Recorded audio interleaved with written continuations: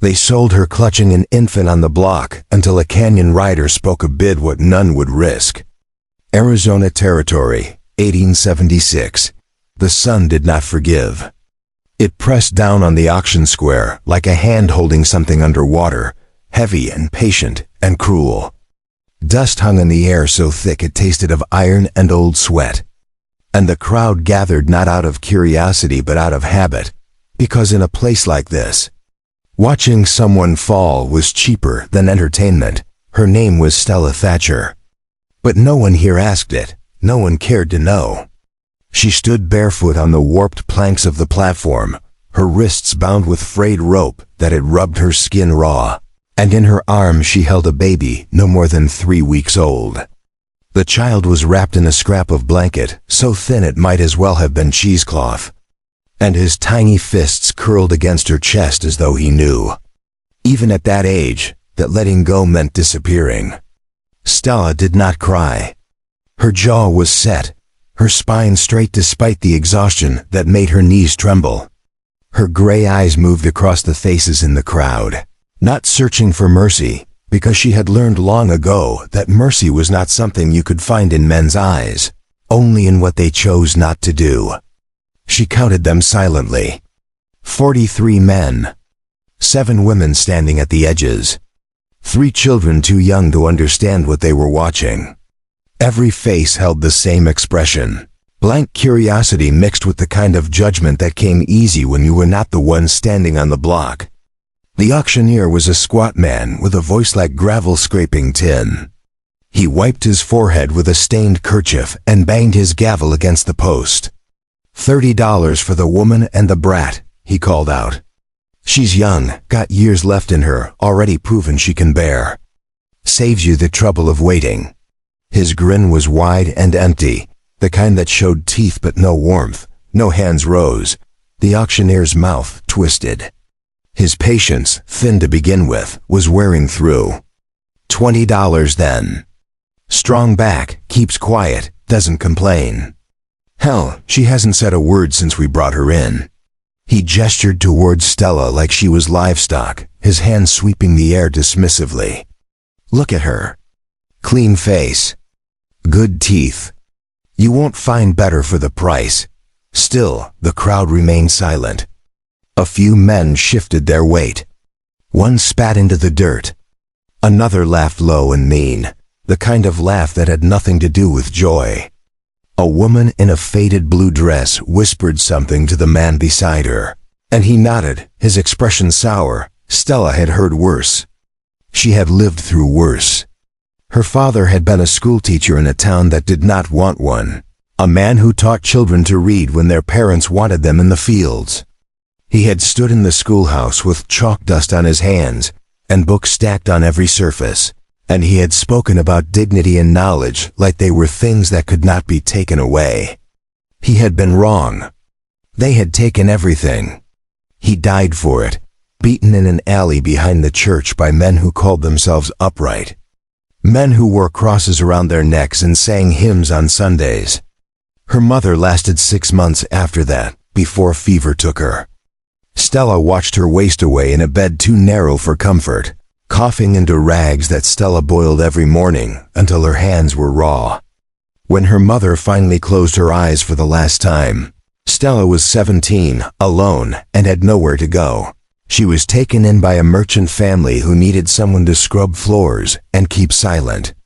They fed her barely. They gave her a corner to sleep in, a space behind the kitchen where the cold seeped through the walls in winter. And when the merchant's eldest son came to her room at night with a key and a smile that made her skin crawl, she had kept silent then too, because speaking would have meant the streets. And the streets meant death. Now she stood here with the result of that silence in her arms. A boy with no name yet because she had not dared to give him one. Not while she still belonged to someone else. The child stirred against her chest. His breath warm and fast, and she rocked him gently, her body moving on instinct even as her mind stayed sharp and watchful. The auctioneer's voice dropped, irritation bleeding into disgust. $10. That's less than a decent horse. Come on now, someone take her off my hands before I start paying you to do it. He stepped closer to the edge of the platform, his boots heavy on the wood. She's not diseased. She's not simple. She just made a mistake, that's all. The kind of mistake that makes her cheaper and easier to manage. A man in the front row, thick-necked and red-faced, finally spoke. What's wrong with her? She's sick? She's simple? His tone suggested he would buy her anyway if the price dropped low enough. That he was the kind of man who saw opportunity in desperation. The auctioneer shook his head vigorously. Nothing wrong with her. Just got herself in trouble, that's all. The kind of trouble that makes her cheaper. He paused, then added with a smirk, and quieter. You won't have to worry about her mouth running. She knows her place. The red-faced man grunted, unconvinced. Another man beside him, lean and sharp-featured, muttered something about damaged goods, and the crowd murmured agreement like a wave rolling through. Damaged, ruined, used. The words hung in the air like smoke. Thick and choking, Stella felt the baby shift against her chest. He made a small sound, not quite a cry, just a breath of discomfort. She adjusted her grip, careful not to let the rope cut into his skin. Her arms ached. Her body ached. The bruises from the wagon ride still pressed dark and purple along her ribs. But she held him tighter, because if she let go, even for a second, she was not sure she would have the strength to pick him up again. The auctioneer raised his gavel one last time, his face red with frustration. $5. Final offer. $5 and she's yours, baby and all. Otherwise I'm turning her loose, and she can fend for herself out there. He pointed toward the open desert beyond the square, where the heat shimmered and nothing lived for miles. That was a lie. Stella knew it. Turning her loose meant selling her to someone worse, someone who would not bother with an auction, someone who would take what they wanted and leave her body for the buzzards. She had seen it happen before. A girl named Mary, 2 years younger than Stella, had been turned loose after no one bid. 3 days later they found her half buried in the sand, her face turned toward the sun. The crowd began to break apart. Men turned away, bored now, ready to move on to the next distraction. The auctioneer swore under his breath and stepped down from the platform, already dismissing her. He waved his hand toward one of his assistants, a thin man with a crooked nose. Take her to the back. We'll figure something out later. Then the sound came, boots, slow and deliberate, striking the hard-packed earth with the kind of rhythm that made people stop and turn. The crowd parted, not out of respect, but out of something closer to unease. Conversations died mid-sentence. Eyes shifted. Shoulders tensed. The man who walked through them was tall, lean, and moved like he had all the time in the world. His coat was dark leather, worn soft at the elbows and stained with dust from long travel. His hat sat low enough to shadow most of his face, but what could be seen was striking. His skin was copper brown, his cheekbones high and sharp, and his hair black and pulled back in a single braid that fell past his shoulders. His eyes, dark as riverstone, swept the crowd once, not with hostility, but with the kind of awareness that came from a lifetime of knowing when danger was close. When he stopped at the edge of the platform, the auctioneer froze mid-step. His assistant took a half-step back. The red-faced man in the front row straightened, his hand moving instinctively toward his belt. No one spoke. The man reached into his coat with slow, deliberate movements and pulled out a small leather pouch. He tossed it onto the platform.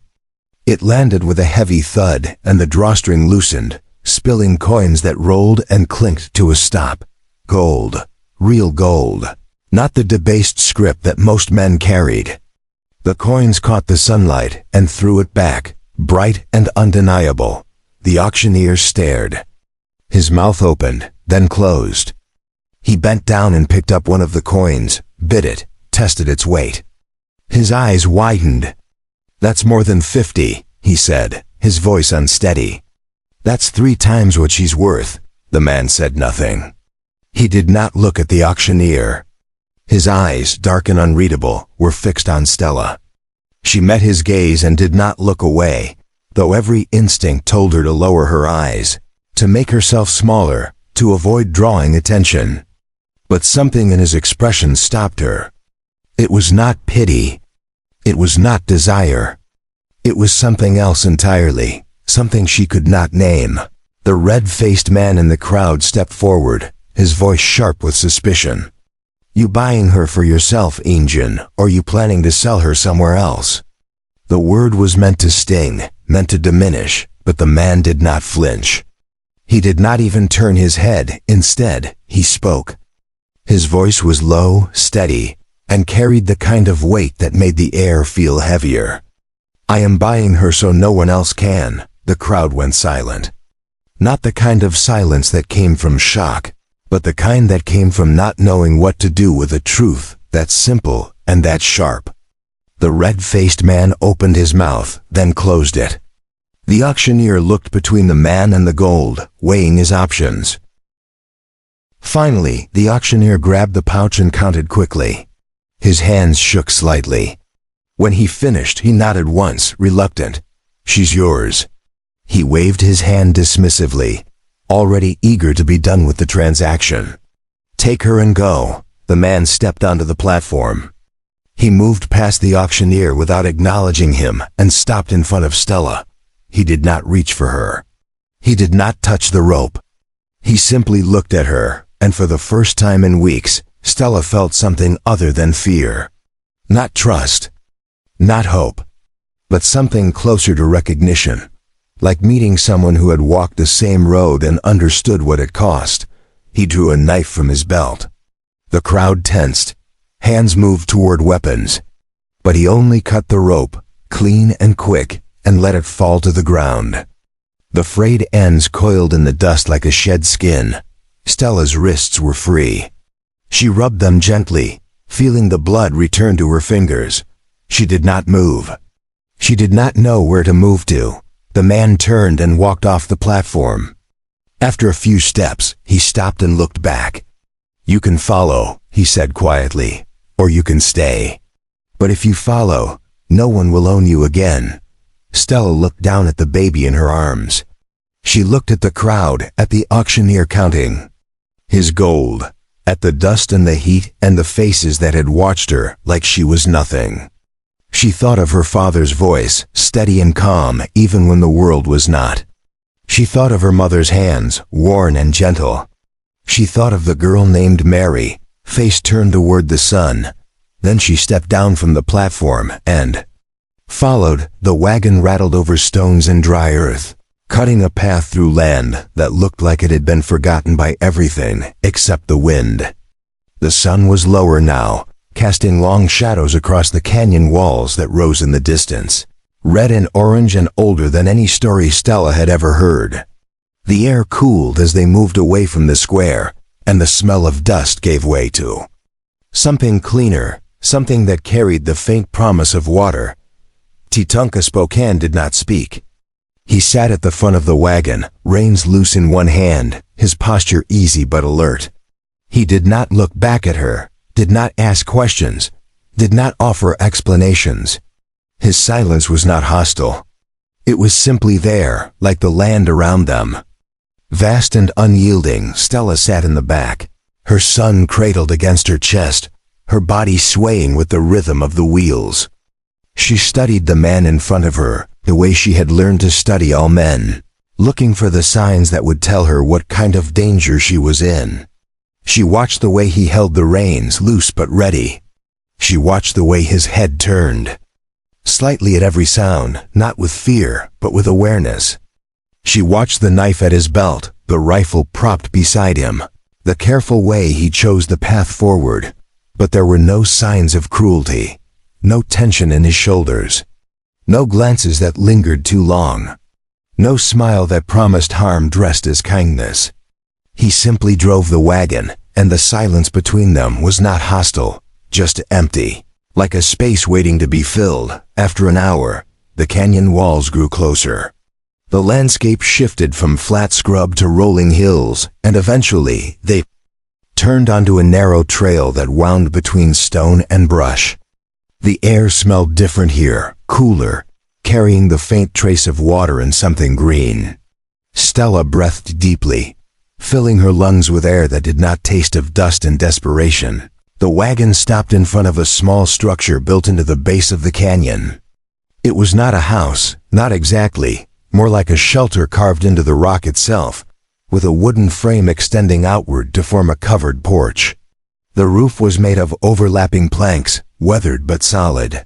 Smoke rose from a chimney, thin and steady, and beside the door sat a row of clay pots filled with herbs, their leaves dark green against the red stone. Titonka stepped down and tied the horses to a post worn smooth by years of use. He walked to the back of the wagon and gestured toward the shelter. "You will stay there," he said. His voice was calm, matter of fact. "It is clean. There is water. I will bring food." Stella hesitated. Her arms tightened around the baby. "Why did you pay for me?" He looked at her then fully, and his eyes were not cold, but they were not warm either. They were simply honest, like clear water over stone. "Because I have seen what happens when no one does." He turned and walked toward the shelter. Stella climbed down from the wagon, her legs unsteady, and followed him inside. The room was small but well kept. A bed frame built from rough-hewn timber sat against one wall, covered with blankets that looked thick and clean. A table stood near the center, a single chair beside it. A basin of water sat on a shelf, and above it, a small window carved into the stone let in the last of the daylight. The floor was packed earth, swept clean, and in the corner sat a wooden chest with iron hinges. Titonka set a leather satchel on the table. "There is bread, dried meat, milk if the baby needs it." He paused, then gestured toward the chest. "Blankets. Clothes if you need them." He turned toward the door, then stopped. "I will be outside if you need something." Stella stood in the doorway, holding her son, and for the first time in longer than she could remember, she felt the tight knot in her chest loosen just slightly. Not enough to trust, not enough to hope, but enough to breathe. "Thank you," she said quietly. Titonka nodded once and left. Stella walked to the basin and dipped her fingers in the water. It was cool, clean, and when she brought it to her lips, it tasted like nothing but itself. No bitterness, no grit, just water. She wet a cloth and gently wiped her son's face, his tiny features relaxing under her touch. He made a small sound, soft and content, and she felt tears prick her eyes for the first time since the platform.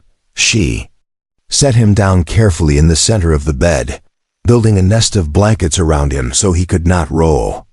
Then she opened the wooden chest. Inside were folded clothes, simple but well made. A dress of dark cotton, a shawl, a pair of boots, worn but sturdy. She ran her fingers over the fabric and wondered who had worn them before, and whether they had been happy here. That night, Stella did not sleep.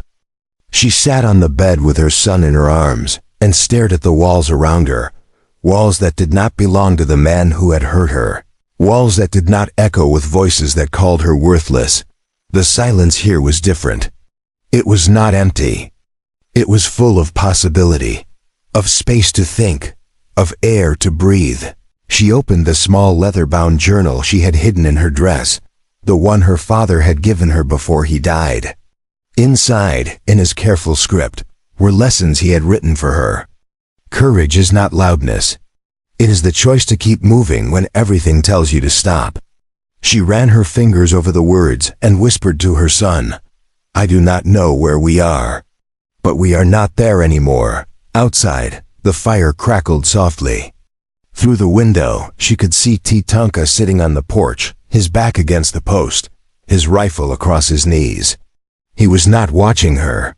He was watching the darkness beyond the fire, and she realized with a strange sense of calm that, for the first time in her life, someone was standing guard not to keep her in, but to keep danger out. She lay down beside her son, pulled the blanket over them both, and closed her eyes. The last thing she heard before sleep finally took her was the sound of the wind moving through the canyon. Low and steady, like a voice telling her she could rest now. The first morning came with silence. Not the kind that felt empty, but the kind that held weight, like something watching and waiting to see what would happen next. Stella woke to pale light filtering through the window, her body stiff and aching from weeks of sleeping on hard ground or not sleeping at all. For a moment, she forgot where she was. Then she felt the softness of the blanket beneath her, heard the gentle breathing of her son beside her, and remembered. She sat up slowly, careful not to wake the baby. Through the window, she could see the canyon walls rising in the distance, their surfaces painted gold and amber by the early sun.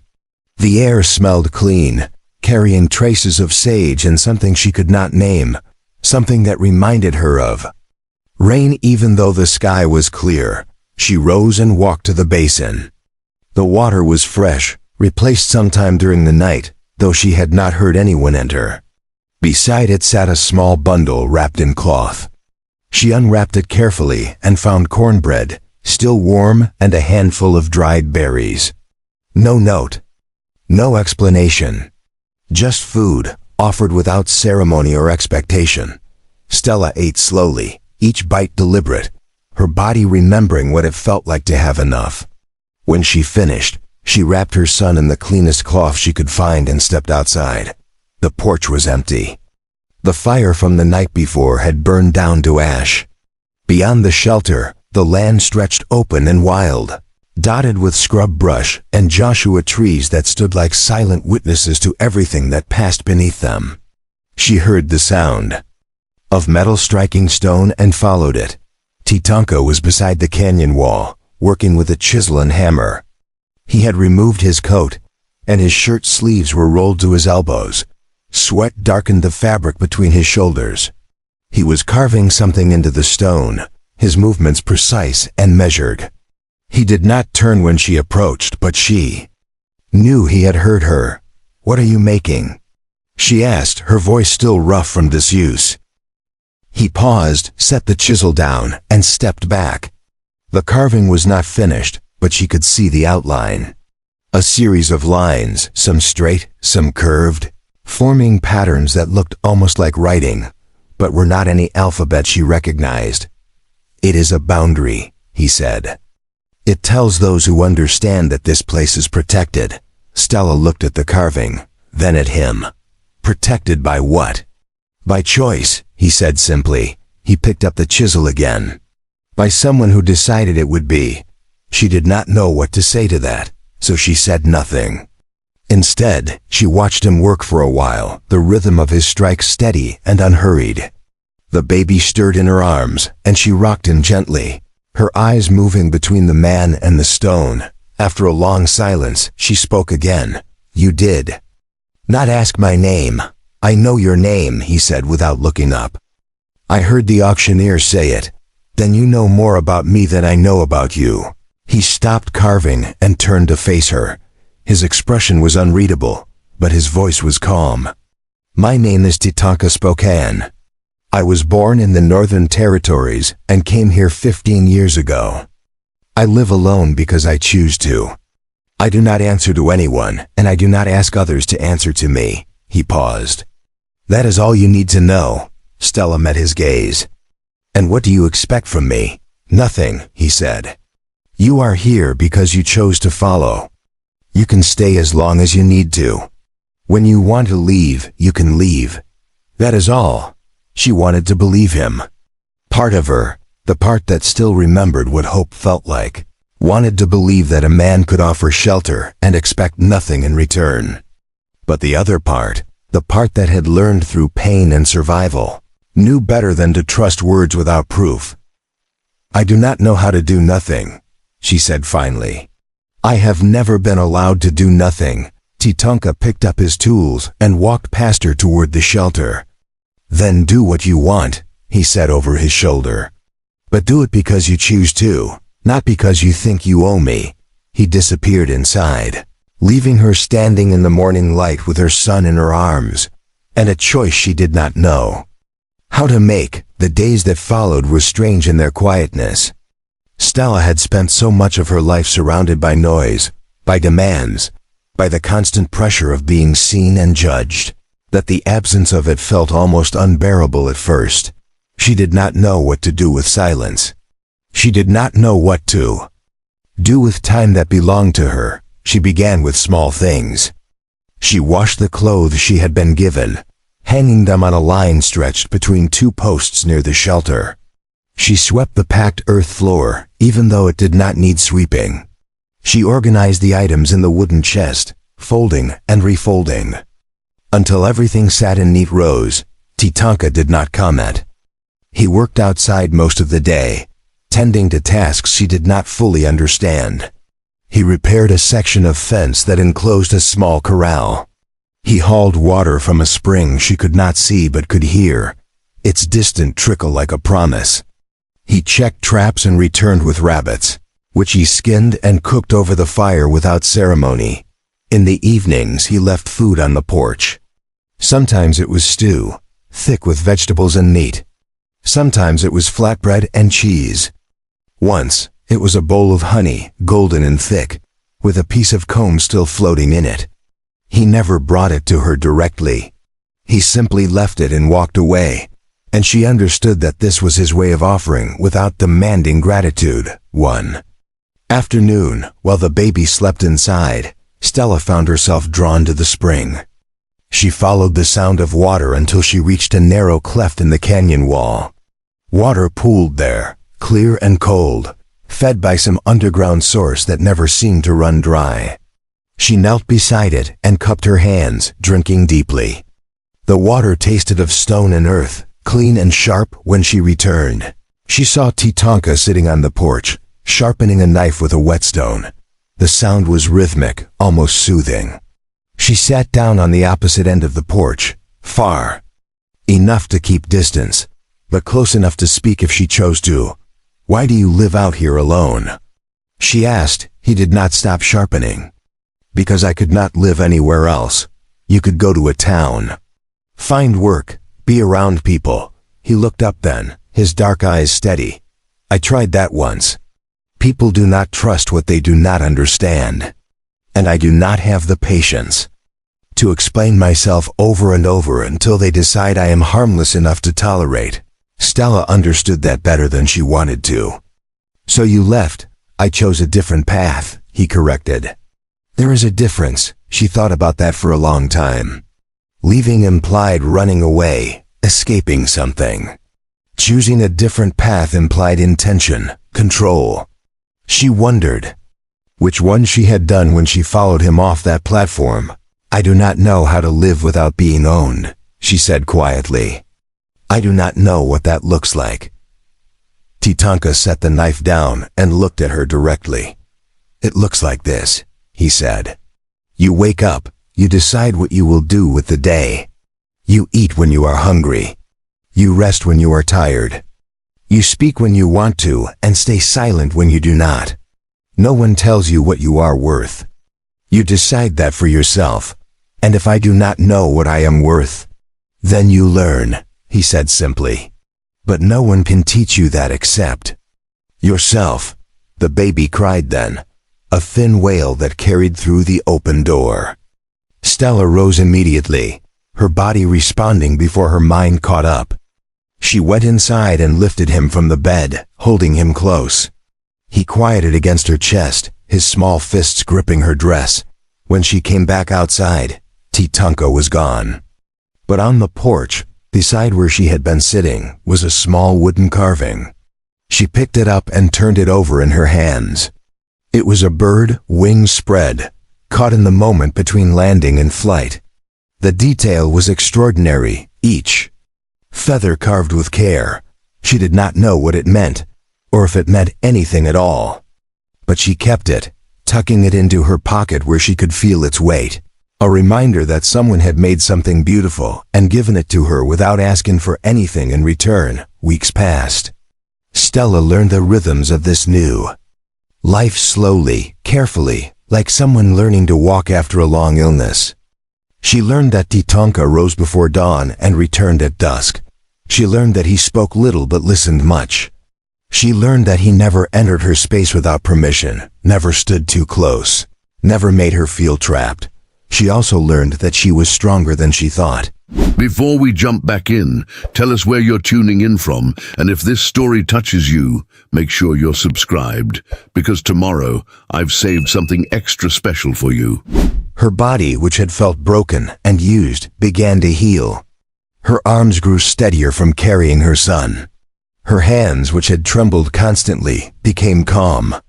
She started to sleep through the night, and when she woke, she no longer felt the immediate surge of fear that had defined her life for so long. One evening, as the sun set and painted the canyon walls in shades of red and purple, she found Tatanka sitting by the fire. She approached slowly, her son asleep in her arms, and sat down across from him. "I want to give him a name," she said. Tatanka looked at her, waiting. "I could not name him before because I did not know if we would survive long enough for it to matter. But we are still here. And he deserves a name. What will you call him?" She looked down at the baby's face, peaceful in sleep. "Nathaniel," she said. "It means gift. My father used to say that every child is a gift, even when the world tries to convince you otherwise." Tatanka nodded slowly. "Nathaniel," he repeated, testing the sound of it. "It is a good name." Stella felt something shift inside her chest, something that had been clenched tight for so long she had forgotten it was there. It loosened just slightly, just enough to let her breathe a little deeper. "Thank you," she said. And this time she meant it not as obligation, but as acknowledgement. Tatanka fed another stick to the fire. The flames crackled and sent sparks rising into the darkening sky. "You do not need to thank me for letting you be human," he said quietly, but she did anyway, because no one else ever had. The next morning, Stella woke to find Tatanka already gone. She fed Nathaniel and stepped outside, intending to wash clothes at the spring. But as she walked past the canyon wall, she saw something that stopped her in her tracks.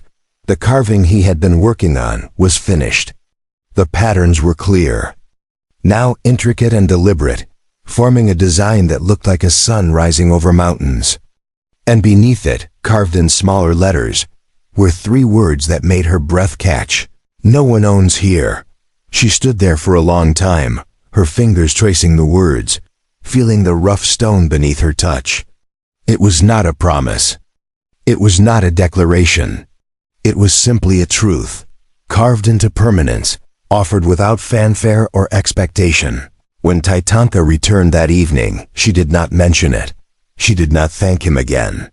She simply met his eyes across the fire, and nodded once, and he nodded back, and that was enough, because some things did not need words. Some things were better left in the space between silence and understanding, where meaning lived without the burden of explanation. That night, Stella opened her father's journal and wrote by the light of a single candle.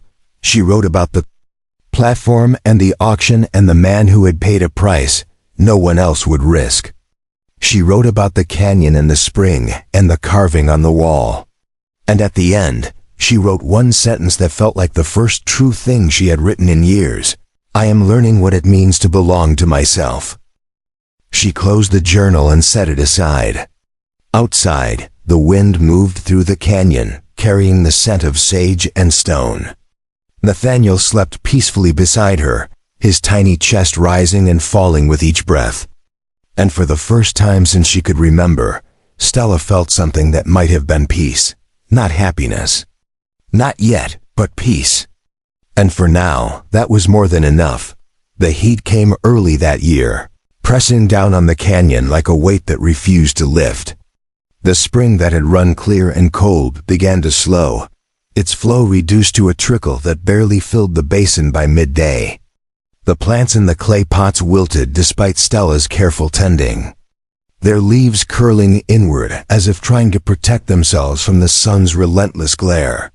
Stella noticed the change in Tatanka before she noticed the drought. He moved differently now, his steps more deliberate, his silences heavier. He spent longer hours away from the shelter, returning with less game, his face lined with a tension she had not seen before. At night, he sat by the fire and stared into the flames like he was searching for answers they could not give. One morning, she found him standing at the edge of the corral, hands braced against the fence, his shoulders tight. She approached slowly, Nathaniel bundled against her chest in the sling she had fashioned from an old shawl. "The water is running low," she said. It was not a question. He did not turn. "Yes, how long before the spring runs dry?" 2 weeks. Maybe 3 if we are careful. Stella felt a cold knot form in her stomach. "What will we do?" Titonka finally looked at her, and for the first time since she had known him, she saw something close to uncertainty in his eyes. "There is another source, deeper in the canyon. But the path is difficult, and I have not been there in years. Why not?" He turned back to the fence. "Because the last time I went, I lost someone." The words hung in the air between them, heavy and final. Stella did not press. She had learned by now that Titonka spoke only when he was ready, and pushing would only make him retreat further into himself. Instead, she said, "Then we ration what we have. We make it last as long as possible." He nodded once, and she saw the tension in his shoulders ease slightly, as if her willingness to stay and endure had given him something he had not expected. The rationing began that day. They used water only for drinking and cooking, nothing more. Stella stopped washing clothes. She bathed Nathaniel with damp cloths instead of fresh water. Titonka brought back cactus fruit, which they ate for the moisture as much as the nourishment. The days grew hotter, and the nights offered little relief. Despite the hardship, Stella found herself settling into a rhythm she had never known before. She learned to anticipate the needs of this small household, not out of obligation, but out of something closer to partnership. She noticed when the flour was running low and ground more from the dried corn Titonka had stored in sealed jars. She mended the tears in his shirts without being asked, her stitches small and tight the way her mother had taught her. Titonka, in turn, began to show her things. He taught her how to identify which plants held water in their roots, how to set snares for rabbits, how to read the sky for signs of rain that never came. He did not lecture or condescend. He simply showed her, and then stepped back to let her try, correcting only when necessary. One afternoon, while Nathaniel napped in the shade of the porch, Stella found a shirt of Titonka's that had torn along the shoulder seam. She sat down with her needle and thread, working carefully to reinforce the fabric. She was so focused on her task that she did not hear him approach. "You do not have to do that," he said. She looked up, startled. "I know, then why?" She considered the question, her needle paused mid-stitch. "Because you fixed the roof over my head when it leaked. Because you carved a boundary into stone. Because you gave me a place where no one owns me." She returned to her sewing. "This is what I can give back." Titonka was quiet for a long moment. Then he said, "My mother used to sew like that. Small stitches. She said if you were going to do something, you should do it well enough that it would not need doing again." It was the first time he had mentioned his family. Stella kept her eyes on her work, afraid that if she looked at him, he would stop talking. "She died when I was 12, he continued. "Fever. My father lasted 2 more years before he followed her. After that, I had a sister, younger. Her name was Ayana." Stella's hand stilled. She heard the past tense, understood what it meant. "We tried to stay in the Northern Territories, but the soldiers came. They said we had to move to the reservation, that the land was not ours anymore, even though our people had lived there for generations. Ayana was 7. She did not understand why we had to leave." His voice was steady, but Stella could hear the pain beneath it, carefully controlled. "We were 3 days into the journey when she got sick. I tried to find help, but no one would stop. No one would help an Indian boy with a dying girl. I am sorry," Stella said quietly. "I carried her for 2 more days. When she finally stopped breathing, I buried her beside a river because she had always loved water. Then I left. I walked until I found a place where no one could tell me I did not belong. He gestured toward the canyon walls. This is that place. Stella set the shirt aside and looked at him fully. The person you lost in the canyon. That was not your sister. No, that was years later. A man I traveled with for a time. We were searching for the deeper spring, and the rocks shifted. I tried to reach him, but the gap was too wide. I heard him calling for 2 days before the sound stopped. She understood now why he had not returned to that place. Why the thought of going back made his hands tighten on the fence rails. You do not have to go, she said. We will find another way. There is no other way, he said simply. The spring here will dry up. Without water, we cannot stay. And I will not watch another person die because I was too afraid to act. The determination in his voice was absolute. And Stella recognized it because she had felt it herself.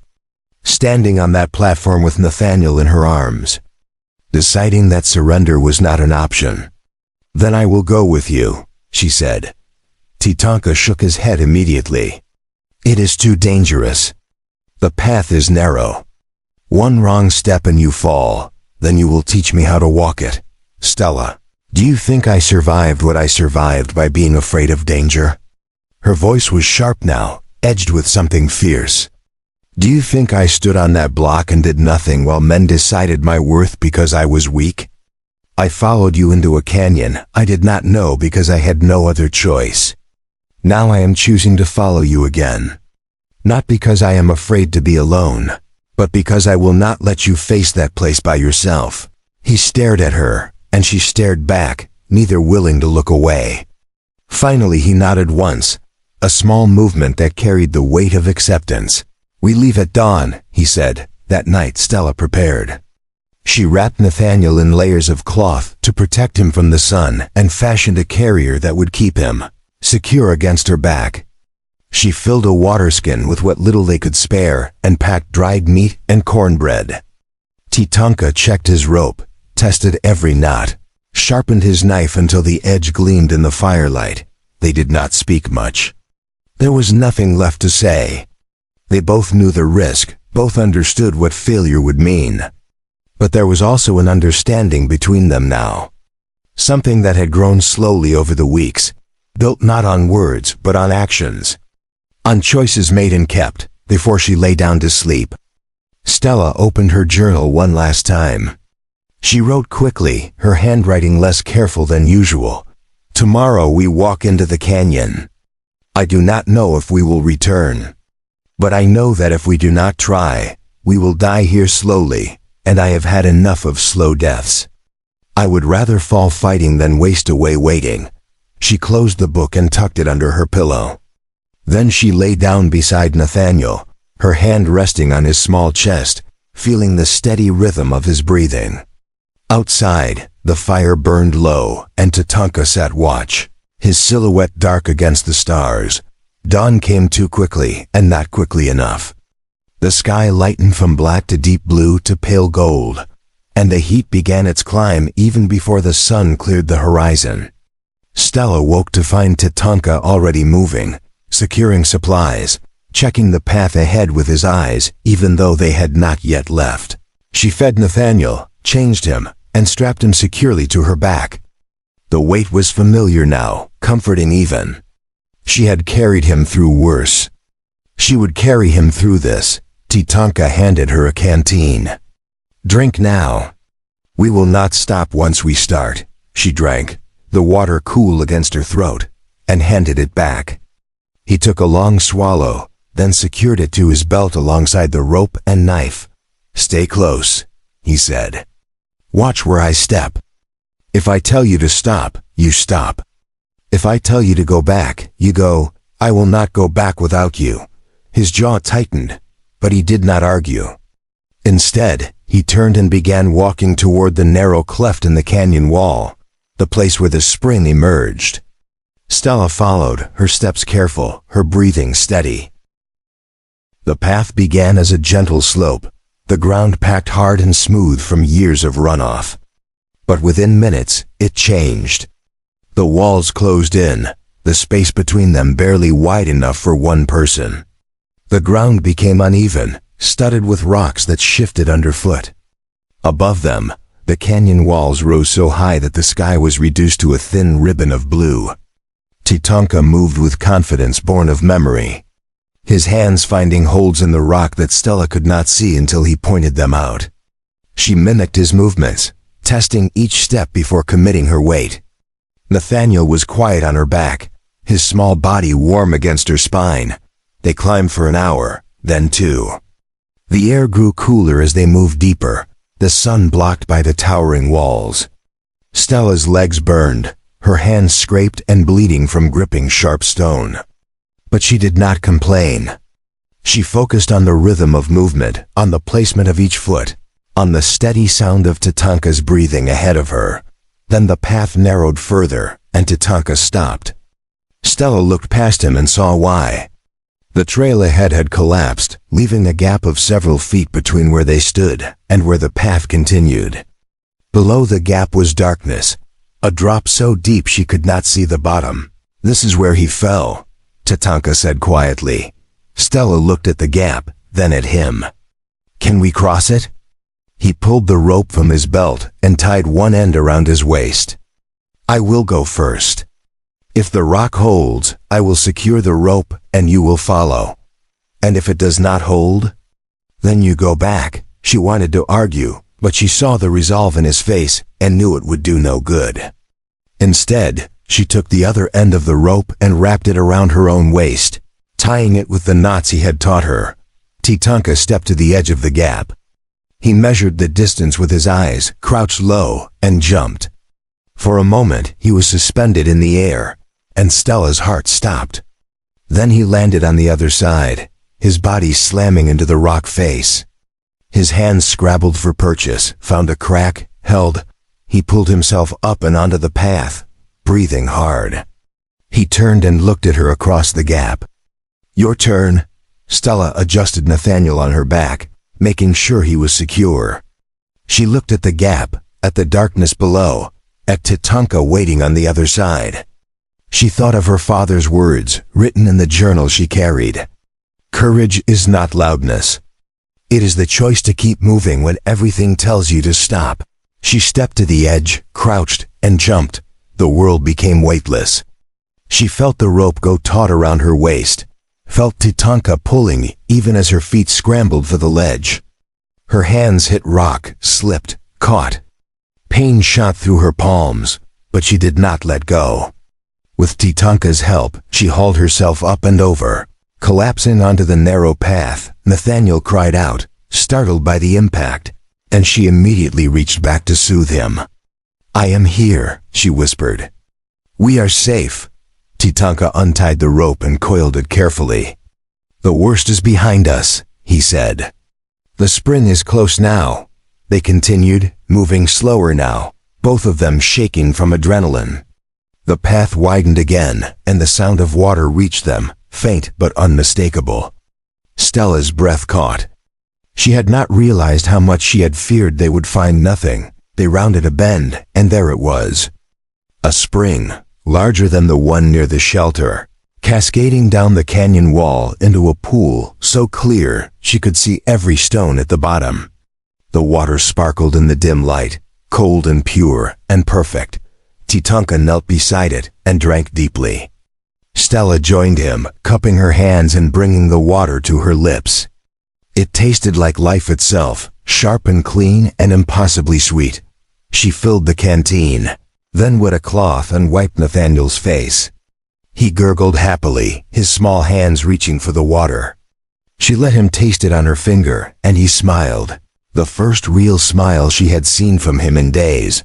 "We can bring containers," Tatanka said, his voice rough with relief. "We can carry enough to last until the rains come."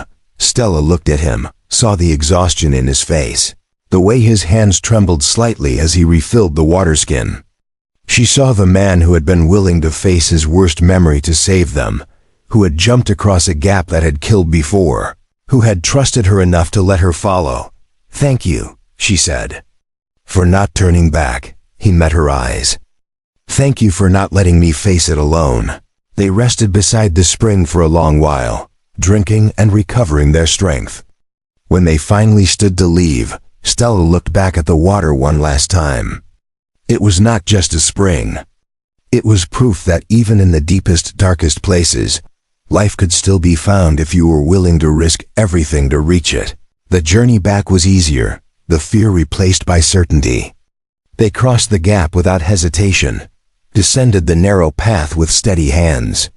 By the time they reached the shelter, the sun was setting, painting the canyon walls in shades of red and gold. That night, they sat by the fire and drank the water they had carried back, savoring every drop. Nathaniel slept peacefully in Stella's arms, his belly full, his skin cool. And for the first time since the drought began, Stella allowed herself to believe they might actually survive this. Titanka added wood to the fire and looked at her across the flames. "You are stronger than you think," he said. "I learned from someone who refused to give up," she replied. He nodded slowly, and in that moment, something shifted between them. Not love, not yet, but recognition. Two people who had walked through fire and come out breathing on the other side. Bound not by words or promises, but by the simple fact that they had chosen not to leave each other behind. The water they brought back from the deep spring lasted longer than expected, but it did not solve everything. The drought continued to tighten its grip on the land, turning the earth to dust and the sky to a pale, merciless blue that offered no promise of rain. The animals grew lean and desperate, and twice Tatanka had to chase off a cougar that had ventured too close to the shelter, drawn by the scent of their stored provisions. But something else had changed. The journey to the spring had shifted the ground beneath them in ways neither of them spoke about directly. They moved around each other differently now, with a familiarity that came not from time, but from shared risk. Stella no longer hesitated to speak her mind, and Tatanka no longer disappeared for hours without explanation. They had become something more than two strangers sharing space. They had become something close to partners. One evening, as Stella prepared a meal of rabbit stew and flatbread, she noticed Tatanka sitting on the porch with a piece of leather and a needle. He was stitching something with careful precision, his large hands surprisingly delicate in their movements. She watched him for a moment before curiosity got the better of her. "What are you making?" she asked, stepping outside with Nathaniel balanced on her hip. He looked up briefly, then returned to his work. "Shoes for the boy. His feet are growing." Stella looked down at Nathaniel's bare feet, realizing with a start that Tatanka was right. The cloth she had wrapped around them was wearing thin, and soon it would not be enough to protect him from the rough ground. "I did not even notice," she admitted, feeling a flutter of something between gratitude and shame. "You notice everything else," Tatanka said without looking up. "You cannot notice everything at once." She sat down on the opposite end of the porch, settling Nathaniel in her lap. She watched Tatanka work, the way his fingers pulled the sinew tight, the way he tested each stitch before moving to the next. There was something meditative about it, something that reminded her of her mother's sewing by lamplight. "Where did you learn to do that?" she asked. "My father." He said a man who could not make his own shoes would always be dependent on someone else's goodwill.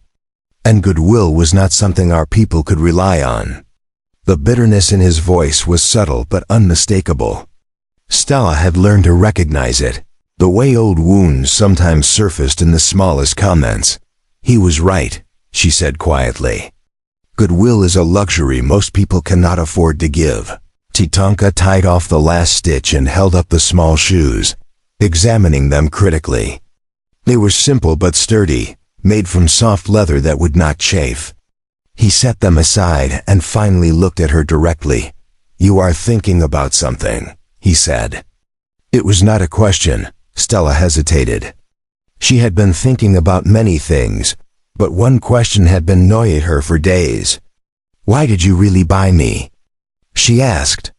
"I know what you said at the auction, but that was for them. I want to know the real reason." Tatanka was silent for a long moment. The sun was setting behind the canyon walls, casting long shadows across the ground. When he finally spoke, his voice was lower, more careful. I told you about Ayana.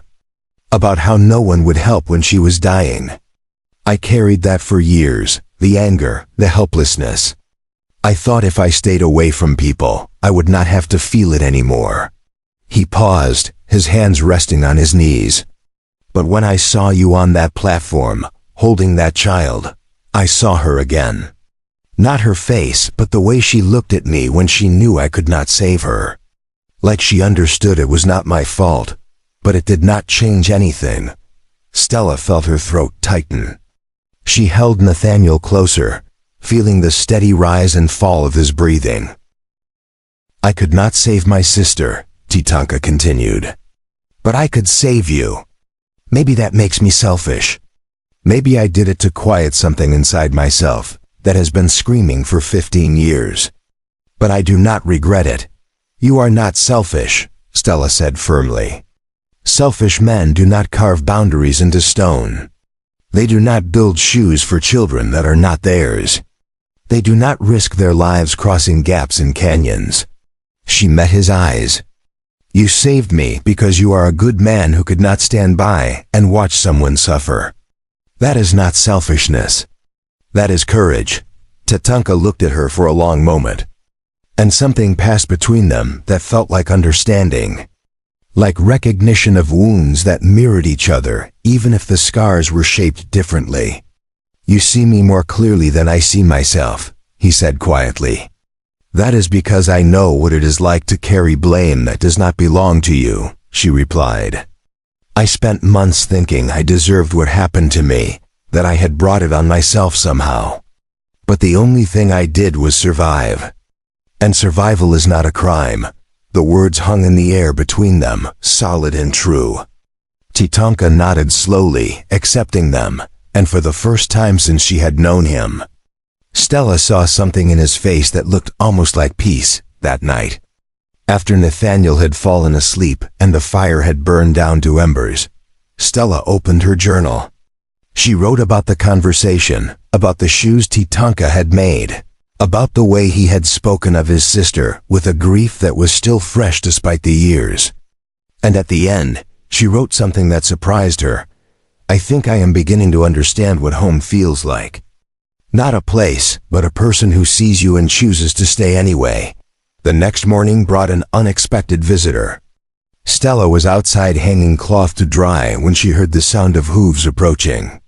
She immediately picked up Nathaniel and moved toward the shelter, her heart racing. Visitors meant questions, and questions meant danger. Titanka emerged from the corral, his rifle in hand but held low, not threatening yet but ready. A single rider crested the rise, moving slowly, deliberately. As the figure drew closer, Stella could see it was a woman, older, with gray hair braided down her back and skin weathered by years of sun and wind. The woman stopped her horse a respectful distance away and raised one hand in greeting. Titanka did not lower his rifle, but he nodded acknowledgement. I mean no harm, the woman called out. Her voice was strong despite her age, carrying easily across the distance. I am looking for Titanka Spokane. I was told he lives in this canyon. Who told you? Titanka asked, his voice flat. A trader in the settlement to the south. He said if I needed help, the canyon rider was the only honest man for 50 miles. She paused. My name is Dorothy Brennan. I am traveling with my granddaughter, and she is sick. We need water and shelter, just for a night. Titanka glanced at Stella, a question in his eyes. She understood what he was asking. This was her home too now, and he would not make the decision without her. She looked at the woman, at the exhaustion in her posture, at the way she held the reins with hands that trembled slightly from fatigue. Stella nodded once. Titanka lowered the rifle. You can water your horse at the trough. The girl can rest inside. Dorothy dismounted stiffly and led her horse forward. As she drew closer, Stella saw the child slumped in a makeshift sling across the saddle, her face flushed with fever, her breathing shallow and rapid. How long has she been sick? Stella asked, moving forward instinctively. 3 days. It started as a cough, but now she burns like a coal and will not wake for more than a few minutes at a time. Dorothy's voice cracked slightly. I have been writing for 2 days straight, trying to find help. Stella handed Nathaniel to Titanka and reached for the girl. She was perhaps 5 years old, thin and delicate, her skin hot to the touch. Bring her inside, Stella said. We need to cool her down and get water into her. They moved quickly, efficiently. Titanka brought fresh water from the spring while Stella stripped the girl down to her underclothes and began bathing her with cool, damp cloths. Preparing and narrating this story took us a lot of time, so if you are enjoying it, subscribe to our channel. It means a lot to us now. Back to the story. Dorothy hovered nearby, her hands twisting together, her face lined with worry. What is her name? Stella asked as she worked. Lily. Her mother, my daughter, died in childbirth. Her father could not manage, so he left her with me and never came back. She is all I have. Stella heard the echo of her own story in those words. The way people disappeared when things became too difficult, leaving others to carry the weight. She worked faster, pressing the cool cloth to Lily's forehead, her neck, her wrists. She needs medicine, Titanka said, appearing in the doorway with a small leather pouch. Willow bark tea for the fever.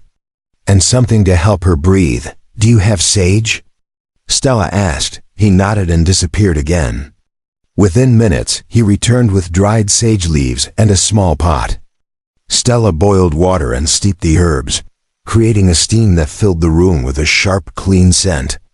She held the pot near Lily's face, letting the girl breathe in the vapors. Slowly, painfully slowly, Lily's breathing began to ease. The tight wheeze in her chest loosened, and her eyelids fluttered. Stella continued the treatment, alternating between cooling cloths and herbal steam, while Dorothy sat in the corner and wept quietly with relief. By evening, Lily's fever had broken. She woke long enough to drink some water and eat a few bites of bread before falling into a deep, natural sleep. Dorothy sat beside her granddaughter, stroking her hair with a tenderness that made Stella's chest ache. Thank you, Dorothy said, looking up at Stella with red-rimmed eyes. I do not know what I would have done if you had turned me away. We would not do that, Stella said simply. Not to a child. Dorothy's gaze moved between Stella and Titanka, who stood in the doorway. The trader told me about you. He said you were an Indian and a white woman living alone out here. He said some folks thought it was shameful, unnatural. She paused. But I see 2 people who saved my granddaughter's life. I see 2 people who did not hesitate to help a stranger. That is more Christian than anything I have seen in a church. Titanka said nothing, but Stella saw the way his jaw tightened, the way his hands curled slightly at his sides. She knew that reaction now, the way he braced himself against judgment even when it did not come. We do not care what people think, Stella said quietly. We stopped caring about that a long time ago. Dorothy nodded slowly. Then you are wiser than most. She looked down at Lily, her expression softening. May I ask you something? Yes. How did you learn to do this? To care for the sick. Stella thought of her mother, coughing into bloody rags, of the nights she had spent trying every remedy she could think of, desperate to save her. I learned because I had to, she said. Because watching someone die without trying to help is worse than failing. Dorothy reached out and squeezed Stella's hand. You have a healer's heart. That is a rare gift. Stella did not know how to respond to that, so she simply nodded and returned to checking on Lily. Dorothy and Lily stayed for 2 days. During that time, Stella learned that Dorothy had been traveling to a settlement further west, hoping to find work and a place to raise her granddaughter away from the memories of loss that haunted their old home. But the journey had been harder than expected, and they had run out of supplies and strength. You should stay here a few more days, Stella said on the morning Dorothy announced they would leave. Until Lily is stronger. We have imposed enough. Dorothy replied, though her eyes betrayed her reluctance to go. It is not an imposition, Titanka said, speaking for the first time that morning. The girl needs rest. The canyon is safe. Stay as long as you need. Dorothy looked at him, then at Stella, and something in her expression shifted. You have built something good here, she said quietly. Something worth protecting. They stayed 3 more days. During that time, Stella found herself talking to Dorothy in a way she had not talked to anyone since her mother died. They spoke of loss and survival, of the weight of caring for children who were not born from your body, but were yours nonetheless. Dorothy told stories of her daughter, of the hope she had carried and the dreams that had died with her. Stella, in turn, told Dorothy about her parents, about the notebook she carried, about the platform and the auction. And he bought you, Dorothy said, glancing at Titanka, who was outside teaching Lily how to whistle using a blade of grass. Just like that, Stella confirmed. Do you love him? The question caught Stella off guard. She opened her mouth to answer, then closed it, uncertain. Did she love him? She trusted him. She respected him. She felt safer with him than she had ever felt with anyone. But love? That word felt too large, too complicated. I do not know, she admitted. I know that I would follow him into dangerous places. I know that when he is gone, I wait for him to return. I know that he built shoes for my son and carved words into stone to protect me. She paused. Maybe that is love.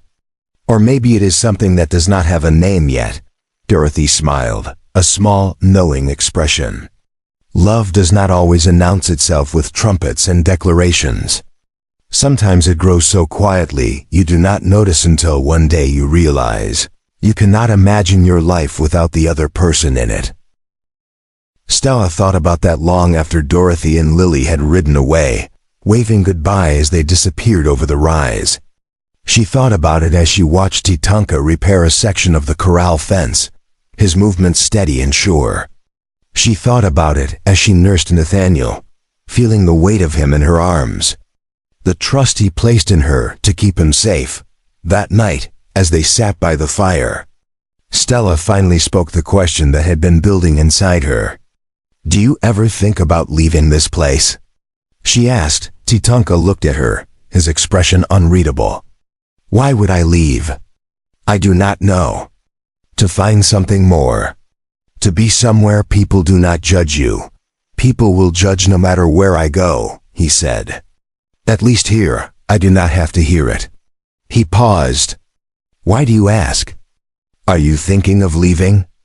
No, she said quickly, then realized how true it was. No, I am not. I was just wondering if you ever wanted something different. I have everything I need, he said. And the way he looked at her when he said it made her breath catch. Stella looked down at her hands, at the calluses that had formed from hard work, at the journal resting in her lap. She opened it and wrote by the light of the fire. Dorothy asked me if I loved him. I did not have an answer then. But tonight, sitting here with the fire between us and the canyon walls holding us close, I think I finally understand. Love is not a feeling that announces itself. It is a choice made every day. It is the decision to stay when leaving would be easier. It is building shoes for a child and carving safety into stone. It is crossing canyons and facing fears, because the person beside you is worth the risk. She closed the journal and looked up. Titanka was watching her, and in his eyes she saw the same understanding, the same recognition. Neither of them said anything. They did not need to, because some truths were too big for words. And some bonds were formed not in declarations, but in the quiet spaces between them, where understanding lived without needing to be spoken.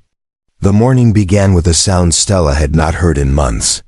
Thunder, low and distant, rolling across the canyon like a promise finally kept.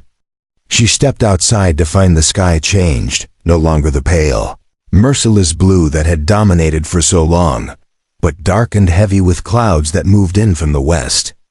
The air smelled different, charged with electricity and the faint scent of rain.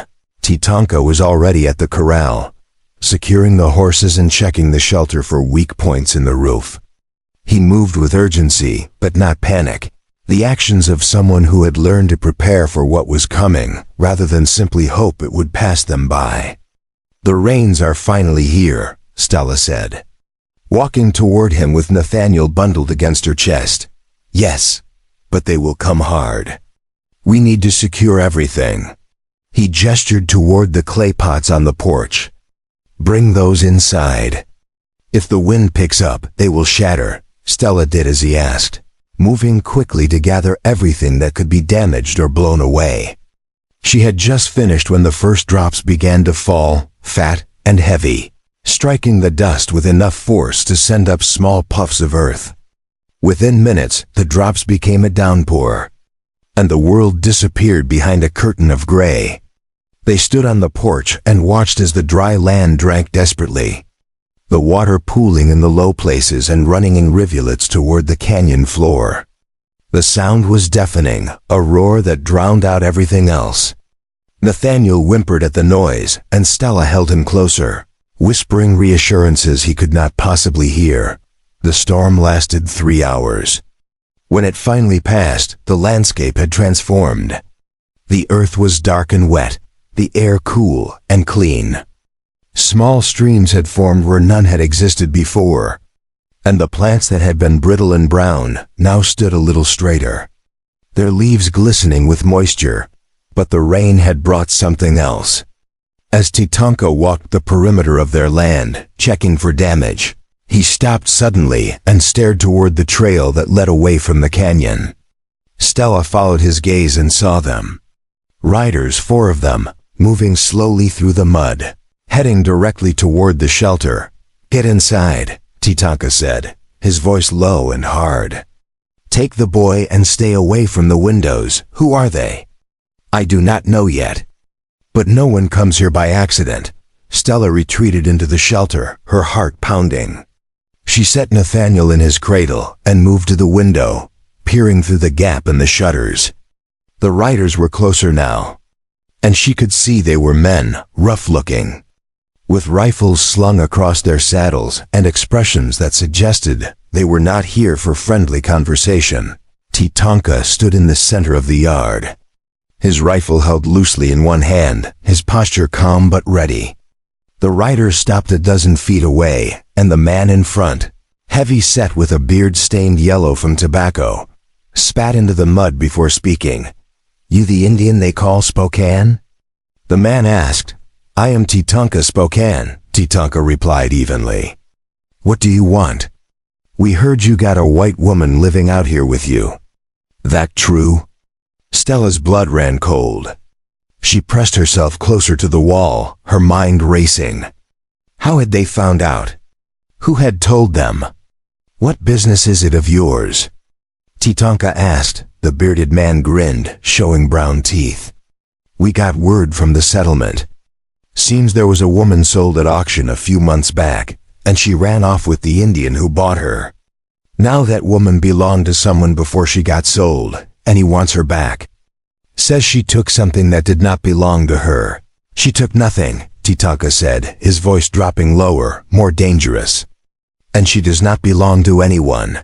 That is not how the law sees it," another rider said, leaner than the first, with a scar running down his cheek. "A man has rights to his property, and if you are harboring stolen goods, that makes you a criminal. She is not property," Tatanka said, each word deliberate and sharp as a knife.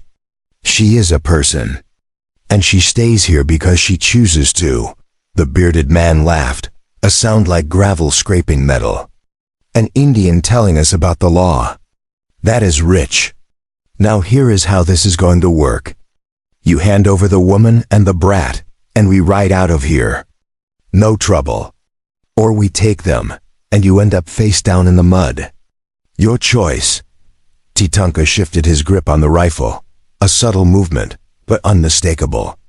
"You are not taking anyone."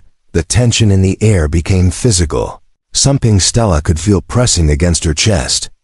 She looked at Nathaniel sleeping in his cradle, thought about everything they had survived to get here, and made a decision. She stepped out onto the porch. "Stella, no," Titanka said sharply. But she ignored him. The riders turned to look at her, their eyes moving over her with expressions that made her skin crawl. But she kept her chin up, her voice steady. "I am the woman you are looking for," she said. "And I will tell you the same thing I told the man who claims to own me. I am not going back. Not to him. Not to anyone." The bearded man's grin widened. "Well, now, there she is. Pretty little thing, even after all this time roughing it out here." He looked at Titanka. "You been enjoying what you paid for, Indian?" Titanka took a step forward, his face like carved stone. "Leave now, while you still can, or what?" The scarred man said, his hand moving toward the rifle on his saddle. "You going to shoot all four of us before one of us gets you?" "I do not need to shoot all of you," Titanka said quietly. "Just the one who moves first." The standoff held, everyone frozen, waiting for someone to make the choice that would determine what happened next. Stella could hear her own heartbeat, loud and frantic in her ears. She thought about the journal inside, about her father's words, about the carving on the canyon wall that said no one owns here. Then a voice called out from behind the riders. Clear and commanding. "That is far enough." Everyone turned. Dorothy Brennan sat astride her horse at the edge of the clearing, and beside her were three men Stella did not recognize. They were older, weathered, with the kind of faces that suggested they had seen their share of trouble and were not afraid of it. The bearded man scowled. "This does not concern you, old woman." "It concerns me plenty," Dorothy said, guiding her horse forward. "These people saved my granddaughter's life, and I will be damned if I let a pack of thugs pretending to enforce the law come out here and threaten them." "You do not know what you are talking about," the scarred man said. "I know exactly what I am talking about," Dorothy replied. "I know the man who sent you is Edgar Calloway, and I know what kind of man he is. I also know that woman you are trying to take never belonged to him in the first place, no matter what papers he has. She was his prisoner, not his property." The bearded man's grin faded. "You are making a mistake, lady. The only mistake here is yours," one of the men with Dorothy said. He was tall, with silver hair and a badge pinned to his vest. "I am Marshal Hayes from the Northern Territory, and I have been tracking Edgar Calloway for 6 months on charges of trafficking and forced servitude. If you work for him, you are accomplices." The riders exchanged glances, the confidence draining from their faces. The bearded man opened his mouth to argue, then seemed to think better of it. He spat again, this time in frustration rather than contempt. "This is not over," he said, pulling his horse around. "Calloway does not forget, neither do I," the marshal replied. "And if I see any of you within 50 miles of this canyon again, I will arrest you on sight." The riders left, their horses churning up mud as they disappeared back down the trail. The silence that followed was thick and heavy, broken only by the sound of water dripping from the roof. Dorothy dismounted and walked toward Stella, her expression softening. "Are you all right?" Stella nodded, though her hands were shaking. "How did you know?" "I did not for certain. But after I left here, I stopped in the settlement to resupply. I heard men talking about a woman and an Indian living in the canyon, and the way they talked made my skin crawl. So I rode north and found the marshal, told him what I knew." She glanced at Titanka. "I figured if anyone deserved protection, it was the people who did not hesitate to help a dying child." The marshal approached, his expression neutral but not unkind. "Miss, I am going to need your statement about Edgar Calloway. If what I have been told is true, you are a witness to serious crimes." Stella looked at Titanka, who nodded once. She took a breath and began to speak, telling the marshal everything. About the merchant family, about the son with the key, about the months of silence and fear, about the auction. The marshal listened without interrupting, his face growing darker with each detail. When she finished, he said, "Calloway will face charges. And if he is convicted, he will never be able to come after you again. But until then, you need to be careful. Men like him do not give up easily. She will be safe here," Tatanka said, his voice firm. "I will make sure of it." The marshal looked between them, something close to approval in his eyes. "I believe you will." He turned to Dorothy. "Thank you for bringing this to my attention, Mrs. Brennan. You may have saved more lives than you know." Dorothy waved the thanks away. "I just did what anyone decent would do." She looked at Stella. "You take care of yourself, girl. And that boy of yours." "I will," Stella promised. After the marshal and Dorothy left, Stella and Tatanka stood alone in the yard. The storm clouds had passed, and the sun was breaking through, painting the wet earth in shades of gold and amber. Stella felt exhausted, wrung out, but also something else. Relief maybe, or the beginning of it.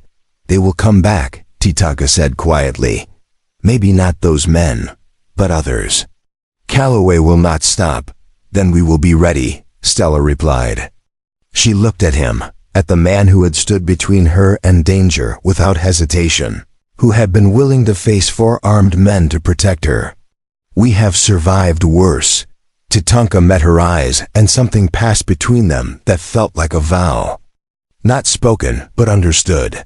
They would protect this place, this life they had built together. They would not let anyone take it from them. That night, after Nathaniel had fallen asleep, Stella sat by the fire and opened her journal.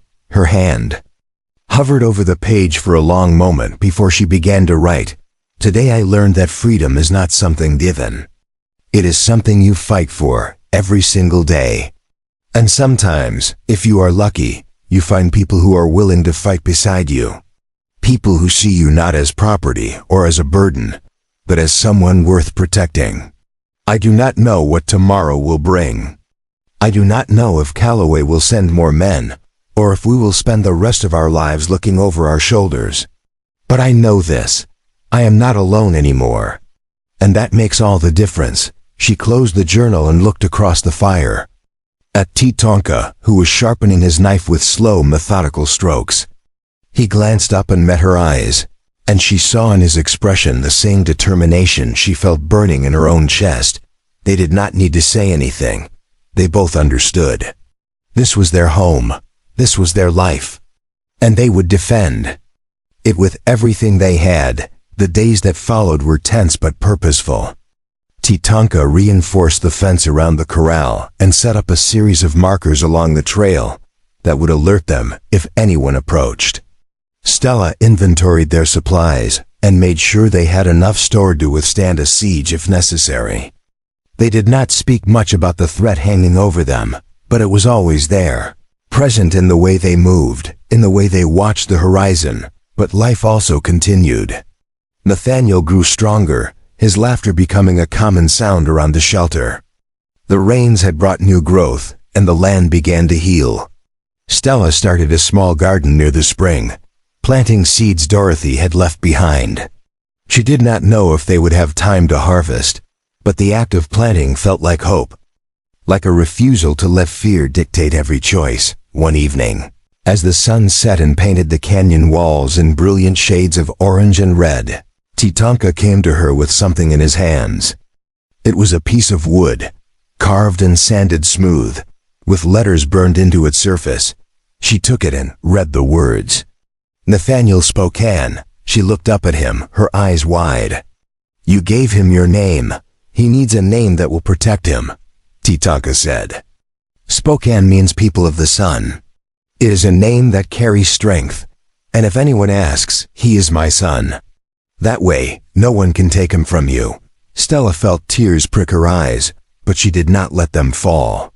Instead, she reached out and took Tatanka's hand, the first time she had initiated touch between them. His hand was warm and rough with calluses, and he did not pull away. "Thank you," she said, her voice barely above a whisper.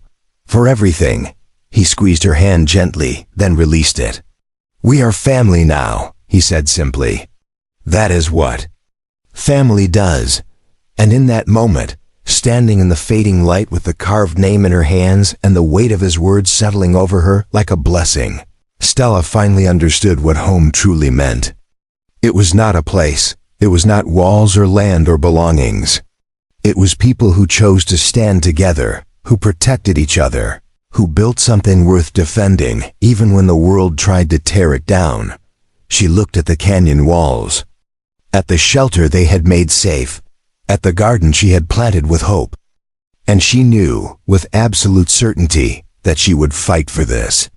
For Nathaniel, for Titanka, for the life they were building together, because some things were worth fighting for. And this, all of this was worth everything. 6 months passed like water finding its way through stone, slow but inevitable, wearing new paths into the landscape of their lives. The threat from Calloway never materialized into another confrontation, though the marshal sent word twice that the man was still making noise, still claiming ownership over what he had lost.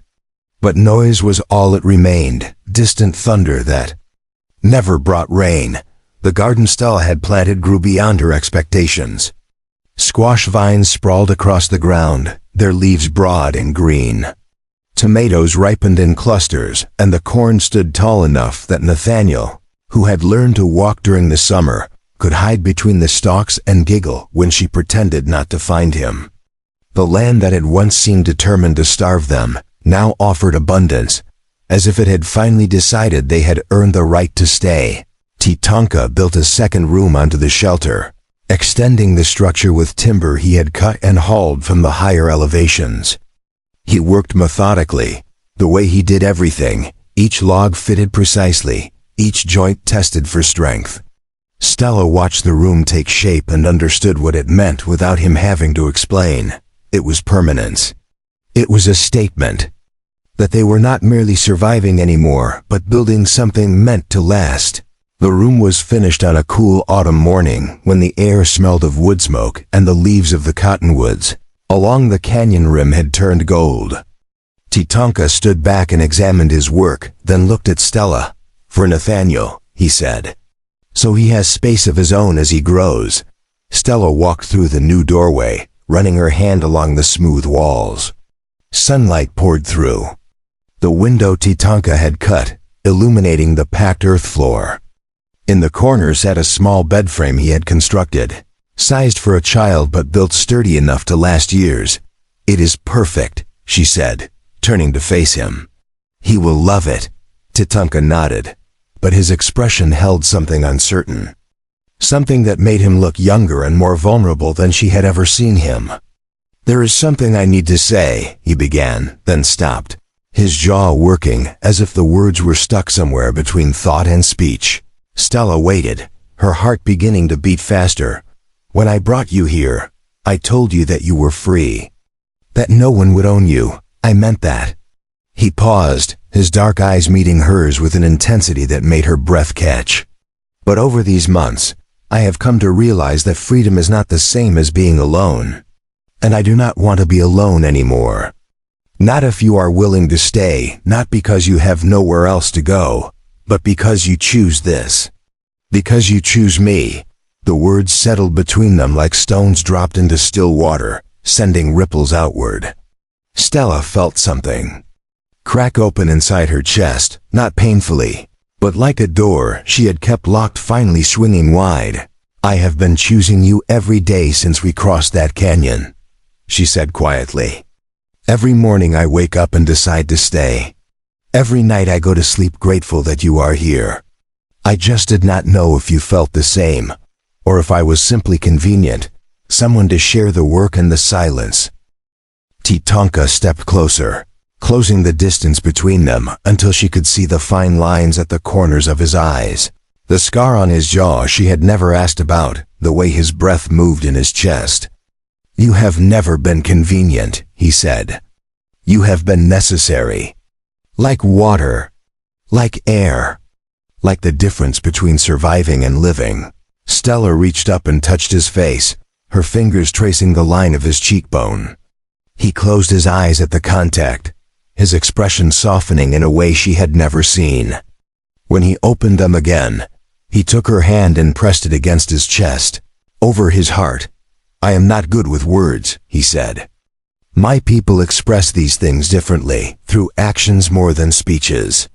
But I want you to know that when I look at you, I see someone who made me remember what it means to protect something other than myself. Someone who made me believe that building a future is not a betrayal of the past." "And when I look at you," Stella replied, her voice thick with emotion, "I see the first person who ever saw me as something other than a mistake or a burden. You saw me as someone worth saving, worth teaching, worth standing beside. You gave me back my life, and then you gave me a reason to want it." They stood like that for a long moment. Her hand pressed to his chest, his covering hers. The new room around them filled with possibility and light. Then Tatanka leaned down and pressed his forehead to hers. A gesture she had learned was sacred among his people. A sharing of breath and spirit. "Stay with me," he whispered. "Not as someone I rescued, but as my partner, my equal, the person I choose above all others. I will stay," she said. "For as long as you will have me, then you will stay forever." The kiss that followed was gentle, tentative at first, as if they were both afraid of breaking something fragile. But then it deepened, became something more certain, more real. When they finally pulled apart, Stella was smiling, and Tatanka's expression held a lightness she had never seen before. That evening, they sat on the porch with Nathaniel between them, watching the sun set behind the canyon walls. The sky turned shades of purple and pink and gold, and the first stars began to appear like promises written in light. Nathaniel played with the wooden horse Tatanka had carved for him, making it gallop across the porch boards with sound effects that were more enthusiasm than accuracy. "He is happy here," Stella said, watching her son with a contentment that felt almost foreign in its completeness. "He is loved here," Tatanka replied. "That is what makes the difference." Stella leaned against his shoulder, and he wrapped his arm around her, solid and warm. They sat in comfortable silence, the kind that came not from having nothing to say, but from understanding that some moments were better experienced than narrated. Word of their life together spread slowly through the scattered settlements and trading posts. Some people spoke of them with disapproval, citing laws and customs that had been designed to keep people like them apart. But others spoke of them with something closer to respect, even admiration. The canyon became known as a place where people could find help without judgment, where a sick child would be tended, where someone running from cruelty might find refuge. Dorothy visited twice more, bringing news from the wider world and gifts for Nathaniel. On her second visit, she brought a letter from Marshal Hayes. Stella opened it with trembling hands and read that Edgar Calloway had been convicted on multiple charges and sentenced to 15 years in a territorial prison. The threat that had hung over them for so long had finally, officially, ended. "You are free," Dorothy said, watching Stella's face. Truly free now in the eyes of the law. Stella folded the letter carefully and tucked it into her journal. "I have been free since the day I walked off that platform," she said. "The law is just catching up." Dorothy smiled and pulled Stella into an embrace. "You are stronger than anyone I have ever met. Both of you are." That winter was mild, the snows light and brief. Stella taught Nathaniel his letters using a slate and chalk Tatanka had acquired during a trading run. The boy learned quickly, his small hand forming shapes with the same careful precision his father showed in his woodworking. Watching them work together, Stella felt a fierce protectiveness that went beyond biology. This was her family, chosen and fought for and built from nothing. One evening, as snow fell softly outside and the fire crackled in the hearth, Tatanka pulled out a small bundle wrapped in soft leather. He handed it to Stella without ceremony. "I made this for you," he said. She unwrapped it carefully and found a necklace. The pendant carved from a piece of turquoise he must have traded for, set in silver worked with intricate patterns. It was beautiful, the kind of craftsmanship that took hours of patient work. "When did you make this?" she asked, running her fingers over the smooth stone. "I started the day you agreed to cross the canyon with me. I finished it yesterday." He took it from her hands and fastened it around her neck, his fingers gentle against her skin. "In my culture, turquoise is protection. It is sky and water, the two things that give life. I want you to wear it and know that you are protected, not just by me, but by everything we have built together." Stella touched the pendant, feeling its weight settle just above her heart. "I will never take it off," she promised. Spring came with wildflowers that carpeted the canyon floor in waves of yellow and purple. Stella expanded the garden, and Tatanka built a larger corral and acquired 2 more horses. Life developed rhythms that felt natural, inevitable. They woke with the sun, worked through the day, shared meals in the evening, and fell asleep to the sound of the wind moving through the canyon like a voice telling ancient stories. Nathaniel grew tall and strong, his laughter frequent, his questions endless. He learned to ride before his 3rd birthday, sitting in front of Tatanka on the saddle, small hands gripping the reins with fierce concentration.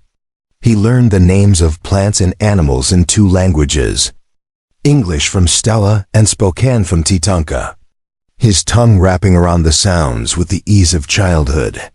One afternoon, while Nathaniel napped and Stella worked in the garden, she heard horses approaching.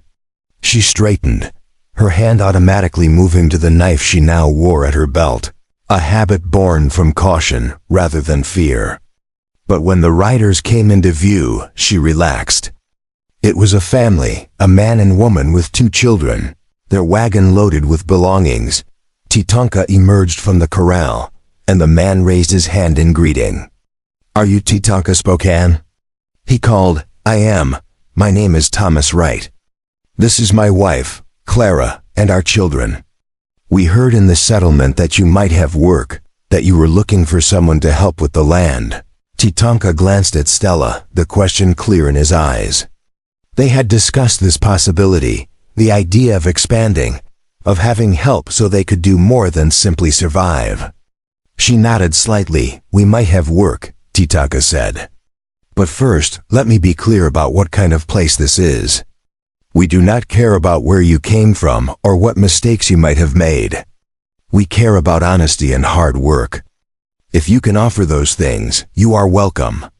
If you cannot, you should leave now." Thomas nodded slowly. "That is all we are asking for. A chance to prove ourselves." They stayed. Thomas proved to be a skilled carpenter, and Clara knew healing herbs that even Stella had not encountered.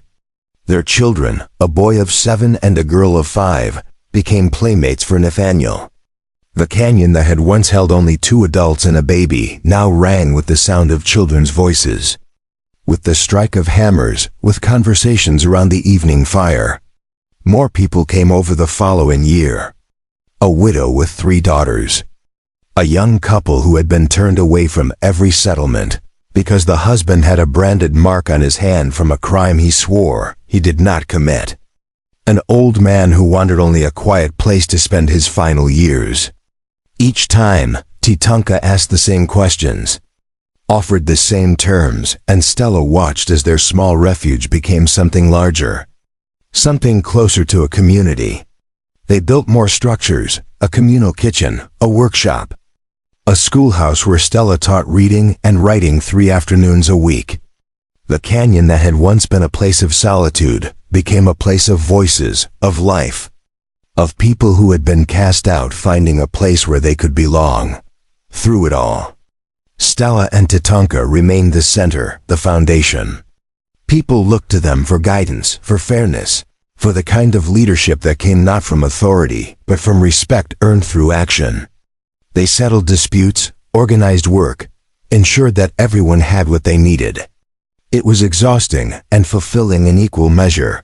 One evening 5 years after Stella had first arrived, she sat on the porch of their home and opened her journal. The pages were worn now, some loose, the leather cover soft from constant handling. She paged through entries from years past, reading her younger self's words with something like compassion. Then she turned to a blank page and began to write. I used to think survival was the goal. Wake up, endure, go to sleep, repeat. I measured my life in days survived rather than days lived. But somewhere along the way, survival became living. It happened so gradually, I almost did not notice. It was in the morning Tatanka brought me coffee without being asked. It was in Nathaniel's first word, which was not mama but home. It was in the moment I realized I was not waiting for the next bad thing to happen, but planning for good things to come. She paused, looking out at the canyon that had become her world. Lights flickered in the windows of other homes now, families settling in for the evening. Somewhere a child laughed, the sound carrying clear and bright through the cool air. We built something here that I never thought was possible. Not just shelter, not just safety, but a place where broken people can become whole again. Where the things that made us outcasts in the world beyond these walls are simply parts of our stories, not definitions of our worth. Tatanka says we created a family, and he is right. But it is more than that. We created proof that people who have been discarded can build something beautiful if they are given the chance. She closed the journal and set it aside. Tatanka emerged from the house, carrying Nathaniel, who was half asleep and rubbing his eyes. He sat down beside her, and Nathaniel immediately curled against him, his small hand gripping Tatanka's shirt.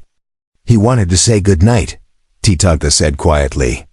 Stella leaned over and kissed her son's forehead. Good night, my brave boy. Nathaniel mumbled something that might have been good night, or might have been love you, his words slurred with exhaustion. Tatanka carried him inside to tuck him into bed, and Stella remained on the porch, watching the stars emerge one by one. When Tatanka returned, he sat beside her and took her hand. They sat in silence, fingers intertwined, watching their community settle into sleep. No words were necessary. They had said everything that mattered through their actions, through the life they had built together, through the choice to keep choosing each other every single day. The canyon walls stood silent and eternal around them, holding them close, protecting them the way they had protected each other. And in that moment, Stella understood that this was what redemption looked like. Not a single moment of salvation, but 1,000 small choices to build rather than destroy, to stay rather than run, to love rather than fear. She thought of the girl on the platform, clutching a baby and waiting to see if anyone would see her as human. She thought of the man who had walked through a hostile crowd and paid a price no one else would risk. She thought of all the steps between that moment and this one, each one a choice, each one leading them here. Are you happy? Tatanka asked, breaking the silence. Stella squeezed his hand and smiled. I am home, she said. Which is better than happy. It is real. He lifted her hand to his lips and kissed it gently. Then we have everything. And they did. Not wealth, not ease, not the approval of a world that had tried to break them both. But they had each other, they had their son. They had a community of people who had found refuge in the place they had made safe. They had turned survival into living, fear into hope, and loneliness into love. The stars wheeled overhead, ancient and indifferent. The wind whispered through the canyon, carrying stories of those who had come before, and promises for those yet to come. And Stella Spokane, formerly Thatcher, once called nothing at all, sat beside the man who had given her back her name and her life, and knew with absolute certainty that she was exactly where she belonged. 1 year later, the canyon held a different kind of silence. Not the empty quiet of isolation, but the peaceful hush of a community at rest. The kind of silence that came after a day of work and laughter, after children had been tucked into bed and fires had burned down to embers. Stella stood at the edge of the garden, one hand resting on her swollen belly, the other shading her eyes as she watched Nathaniel race through the corn rows with the right children. He was nearly 4 now, tall for his age, his skin bronzed from the sun and his black hair growing long the way Titonka wore his. He moved with confidence, completely unaware that the life he lived was anything unusual. "You should be resting," Titonka said, appearing beside her with the quiet grace that still surprised her. "I have been resting all morning," she replied, turning to face him. "If I rest any more, I will forget how to walk." He smiled and placed his hand over hers on her belly. The baby kicked, strong and insistent, and they both felt it. "He is restless like his brother," Titonka said. "Or she is restless like her mother," Stella countered. The baby was due in 2 months, and this time there would be no platform, no fear, no question of whether they would survive. There would be Dorothy, who had agreed to stay through the birth, and a community ready to help. "Have you decided on names?" Titonka asked. Stella looked out at the canyon, at the place that had become more home than anywhere she had ever lived. "If it is a girl, Ayana," she said quietly. "After your sister." "So her name lives on." Titonka went very still beside her. When she looked up, she saw his eyes had grown bright with emotion he did not try to hide. "And if it is a boy?" he asked, his voice rough. "Then you choose." "Dakota," he said after a moment. "It means friend to everyone. I want our children to know that walls between people are built by fear, and we will teach them to build bridges instead." Stella nodded, feeling the steady beat of his heart as she leaned against him. They stood like that until Nathaniel came running up, breathless and grinning, demanding that Titonka come see the frog he had found near the spring. That evening, after the settlement had quieted, Stella sat at the table and opened her journal one last time. The book was nearly full now, its pages chronicling a journey from desperation to hope. She dipped her pen in ink and began to write. "Today we chose names for the child I carry. Ayana if she is a girl, Dakota if he is a boy. I think about the day I stood on that platform, when I could not even name Nathaniel because I was too afraid to believe we had a future. Now I plan for children I have not yet met. Imagine the lives they will live in this place we have made safe." She paused, looking around the room.